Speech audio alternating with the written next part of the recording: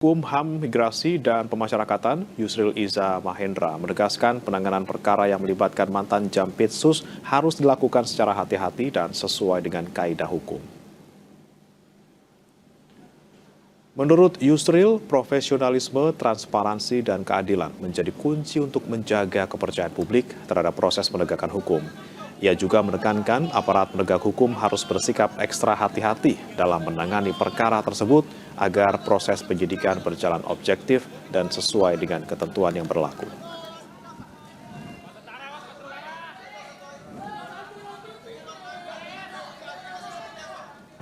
Dalam kasus dugaan kejadian tindak pidana yang melibatkan pimpinan yang sekarang sudah mengundurkan diri dari kejaksaan, memang diperlukan satu sikap ekstra hati-hati.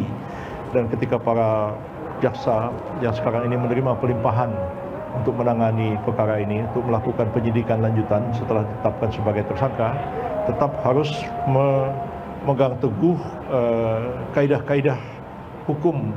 Ini merupakan satu ujian yang berat bagi kita, tapi sebagai satu kenyataan yang kita tidak dapat tolak dan kita bantah.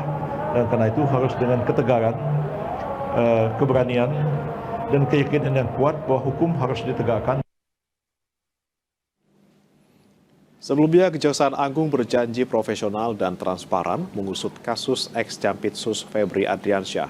Kapus Penkum Kejaksaan Agung Anang Supriyatna bilang Kejagung terbuka terhadap pengawasan oleh KPK dan DPR.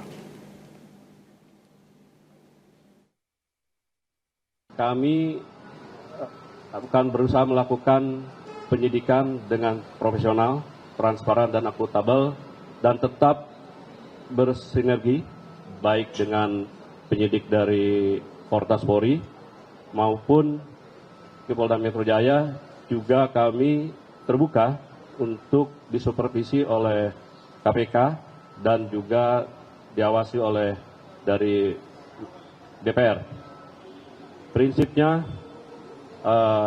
kami akan transparan dan akan tetap memberikan perkembangan informasi dan tetap mengedepankan prinsip kehati-hatian dan asas praduga tak bersalah.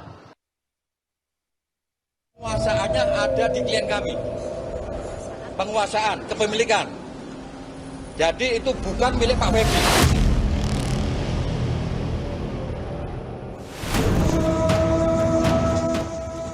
Berulang kali, Don Rito, tersangka korupsi di kasus yang menyeret nama ex-Jampitsus, lewat kuasa hukumnya mengakui jika uang ratusan miliar rupiah dan emas 74 kg yang disita penyidik dalam penggeledahan di Sentul adalah miliknya. Kuasa hukum Don Rito, Handika Honggowongso, menjelaskan hal itu setelah kliennya menjalani proses pemeriksaan tersangka untuk pertama kalinya di Kejaksaan Agung kemarin. Don Rito menyebut sudah meminta izin kepada Febri untuk membuat berangkas yang digunakan untuk menaruh uang falas dan emas. Kilogram emas, 12 juta US dolar Singapura dan 4 juta something ya Amerika.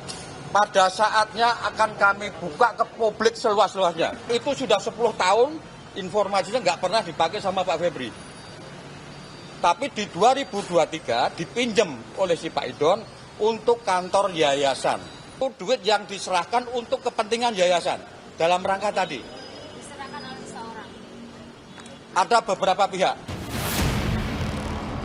Sebelumnya dalam penggeledahan, penyidik polisi juga sempat menemukan dan menyita foto keluarga mantan ex-Jampitsus Febri Adriansyah dari rumahnya di Sentul. Febri juga sempat mengakui rumah di Sentul adalah rumah pribadinya. Namun kemarin usai menjalani pemeriksaan, Febri melalui kuasa hukumnya Hotman Paris menyebut jika rumah tersebut adalah rumah hibah dari mertua untuk anaknya. Itu dulunya adalah rumah mertuanya. Oke, rumah mertuanya, tapi sudah lama dihibahkan ke cucu dari mertuanya.